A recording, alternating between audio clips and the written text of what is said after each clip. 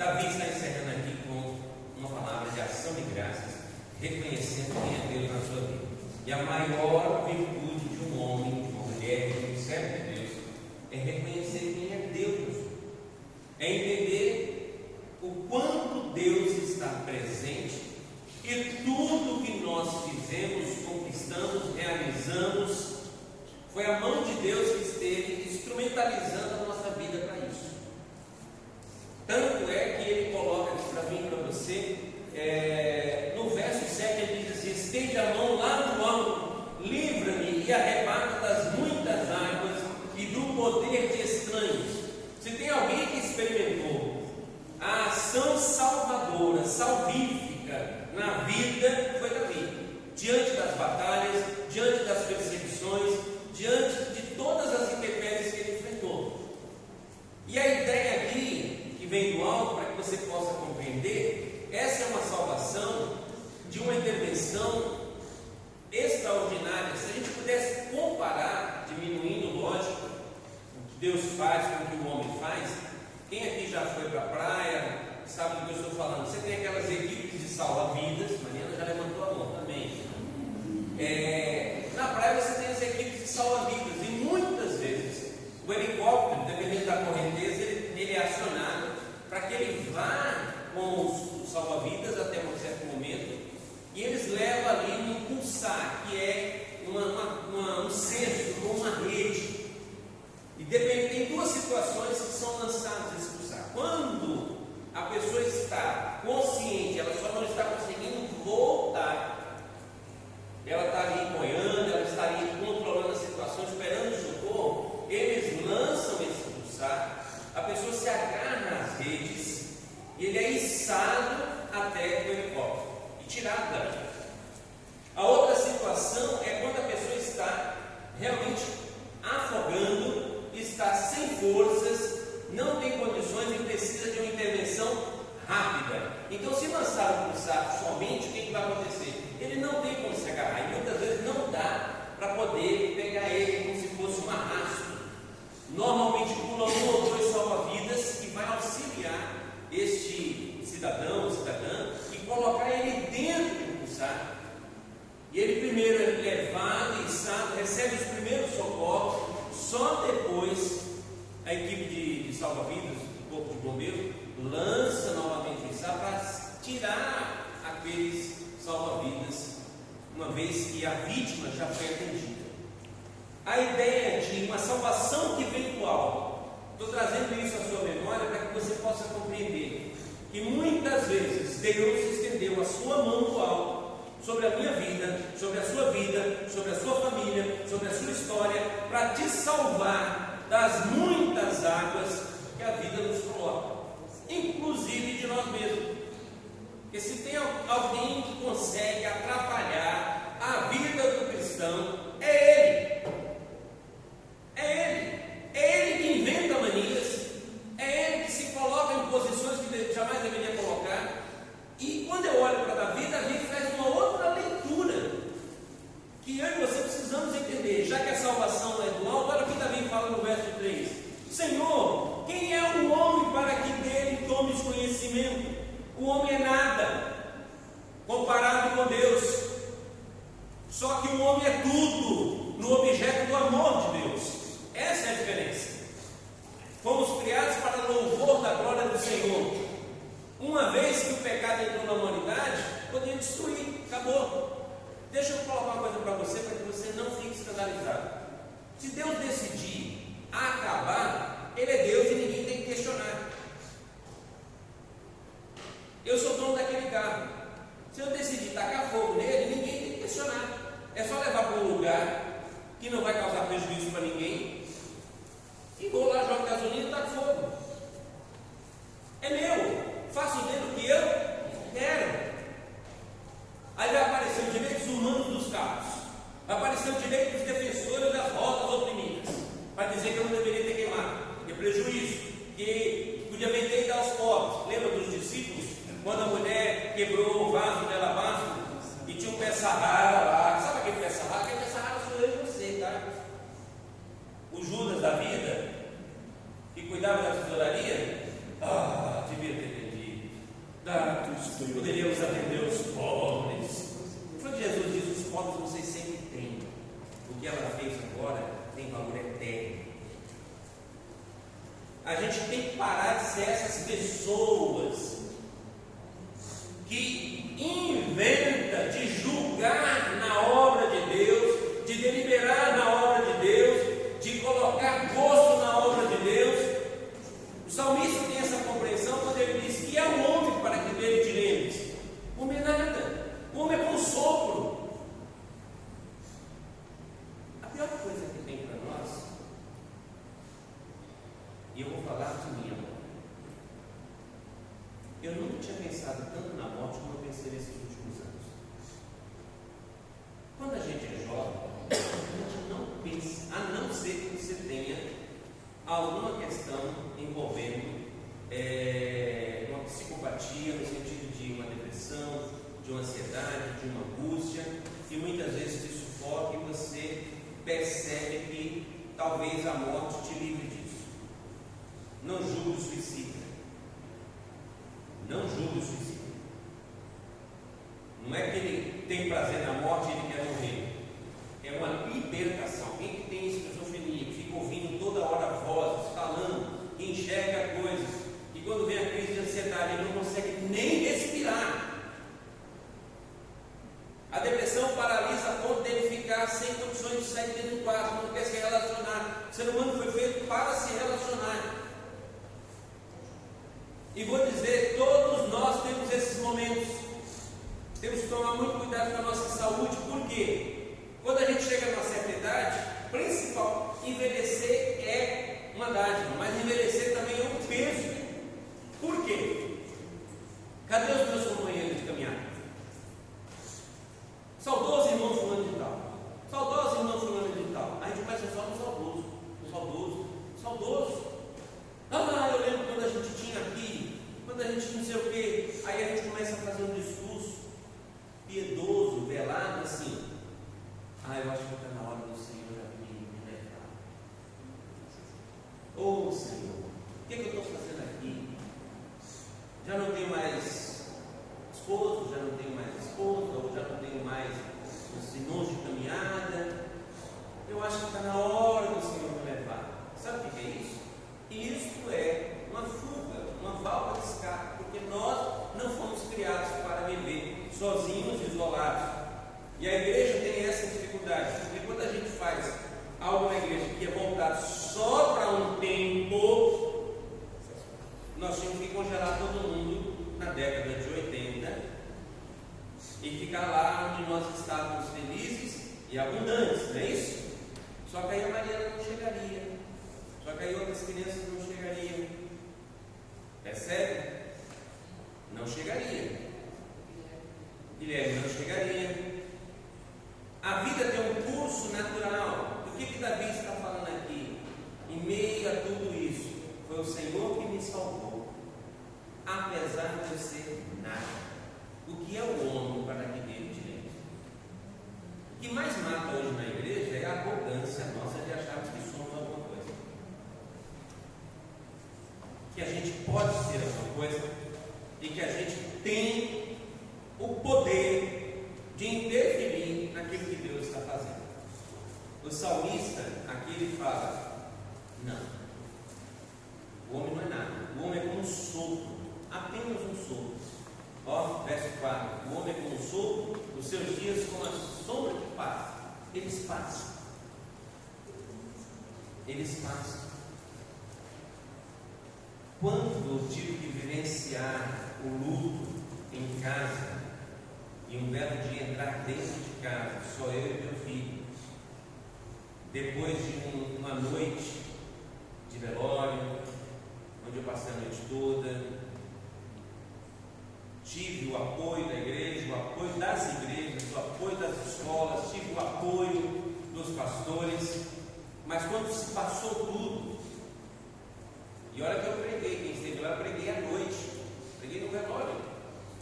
De manhã eu não tinha condições de pregar, pedi para o outro pastor estar trazendo uma palavra, mas eu tinha que voltar para casa e entrar dentro daquela casa, só eu e o filho, e olhar para frente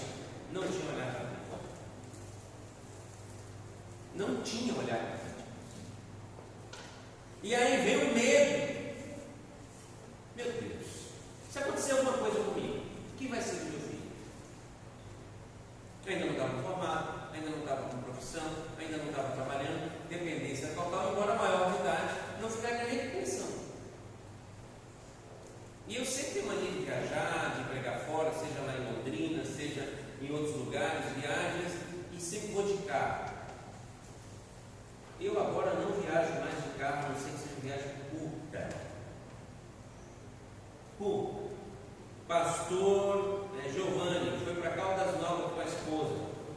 Ele, a esposa e o filho. Um acidente, graças a Deus não aconteceu nada, mas poderia ter acabado com a família toda de uma vez só. Pega o avião, vai até certo ponto e depois você aluga um carro, ou você sai de dentro do aeroporto com o carro. Se o gosto é chegar de carro na cidade, você pega um carro. Eu fui para Curitiba, descemos no aeroporto, já fui lá na Localiza, peguei uma Tracker top de linha, passei uma semana lá, me achando barão com aquele carro. Daí eu falei para a esposa, quando for trocar de carro, pensa nesse carro aqui, olha isso aqui, olha isso. Sabe, criança não pega brinquedo novo? Agora eu vou sair daqui para Curitiba, catar a estrada, passar por toda a estrada, misericórdia. Eu pensei muito. Quando veio a pandemia, eu falei, meu Deus, se isso acontecer comigo, porque pessoas, pastores, colegas, amigos, professores, que foram incubados e não voltaram. O que é o homem para que dele te lembres? Eu queria dizer para você, meu irmão, com toda certeza do meu coração e com amor, você não é nada, eu não sou nada. Quem faz com que você seja tudo é o amor de Deus. Quem nos coloca de volta na posição de filhos é esse Senhor Jesus que do alto nos salvou das muitas águas. E Davi tinha esta consciência. Por isso que eu e você na casa do Senhor, tudo que colocar na nossa mão, faça com excelência, porque é Ele que instrumentaliza. Vocês vão viver um tempo novo daqui para frente. E é um tempo onde as forças têm que ser renovadas, apesar da gente já estar olhando assim, eita, o Senhor manda outras pessoas. Não, Ele deixou você. É com você que Ele começa. Se um dia num vale de ossos secos, um exército se levantou, a gente está de pé.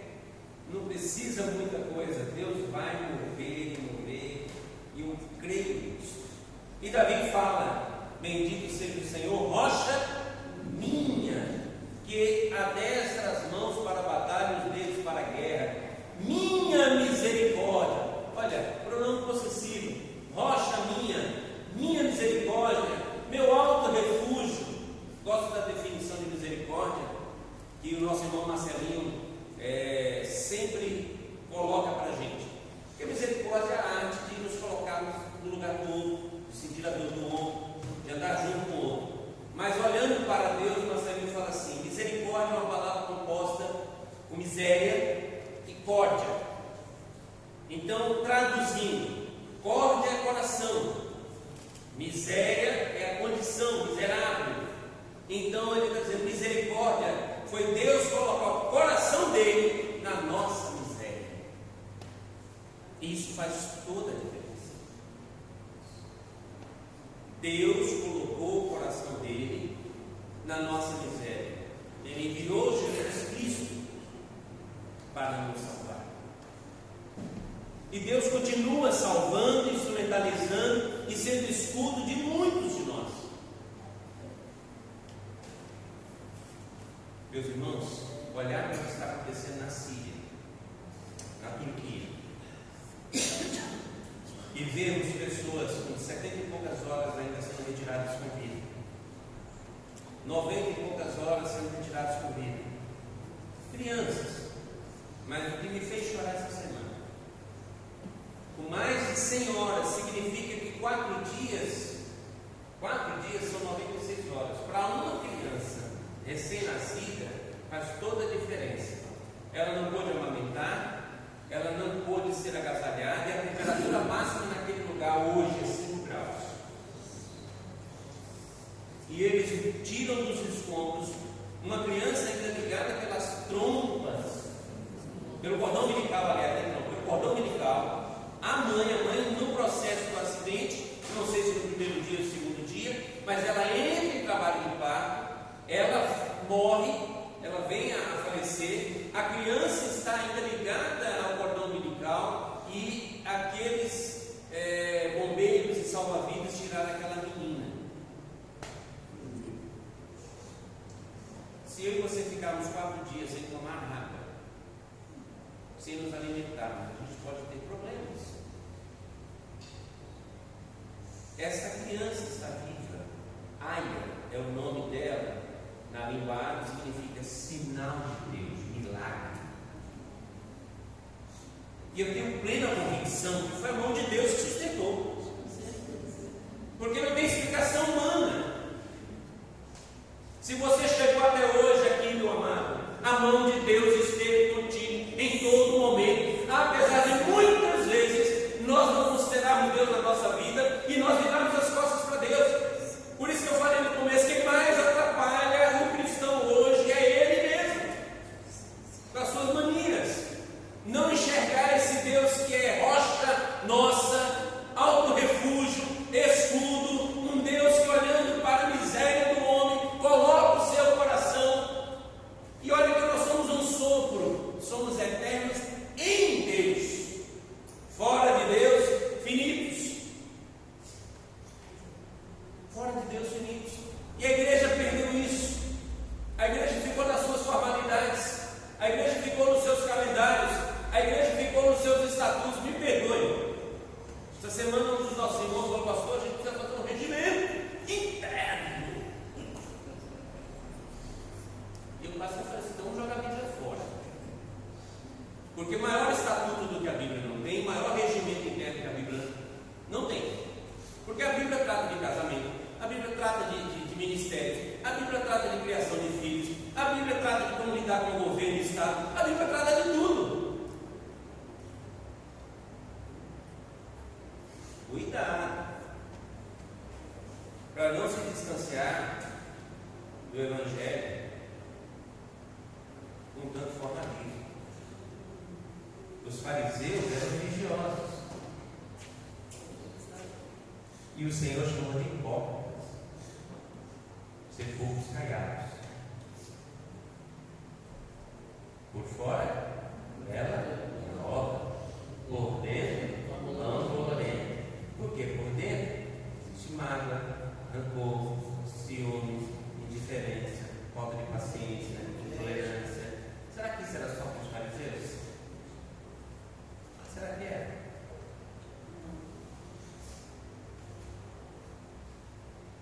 O nosso ministério ainda é o de Jesus. Bacia e toalha, servir. E o crente que não serve de fato. Bom, a Lu falou uma coisa esses dias lá na igreja que eu achei formidável e quero encerrar minha fala para a gente não exceder muito, até porque eu tenho certo moral. Eu quero deixar com vocês. Na casa de Deus, na casa do Pai, você não é hóspede, você é filho, você é filha. E quando eu vou na casa da minha mãe, eu me sinto bem. Na casa dos meus pais, eu me sinto bem, eu me sinto à vontade. Se eu precisar abrir uma geladeira, eu vou abrir. Se eu precisar deitar um pouco lá no sofá da cama, eu vou deitar. Se eu quiser tirar o sapato, eu tiro. Se minha mãe chegar para me falar como ela fez esses dias, a gente ia almoçar, mas tem uma senhora, ex-membro da igreja de Jacuí. Então, mãe, na hora do almoço, o que ela faz? Ela faz tipo uma marmitinha e pede para uns meninos levarem. E um dos meninos estava lá. Ela falou: eu vou levar. Eu falei: não, mãe, eu levo. Eu larguei, enquanto ela ia fazer a salada, outras coisas, eu larguei e fui lá levar uma marmita para uma senhora de idade. Na casa do pai, o filho tem liberdade e o pai tem liberdade com o filho. Mas o que aconteceu nas igrejas nos últimos tempos? Viramos hóspedes. Queremos a melhor programação, queremos o melhor lugar, queremos ser atendidos, não damos um passo a mais além daquilo que querem, viramos hóspedes, julgamos. Quem vai pegar hoje? Ixi, não, hoje não. Não. Difícil. Culto de oração, já sei quem vai estar lá. Lógico, fulano, Beltrano e Ciclano. Ah, vou não.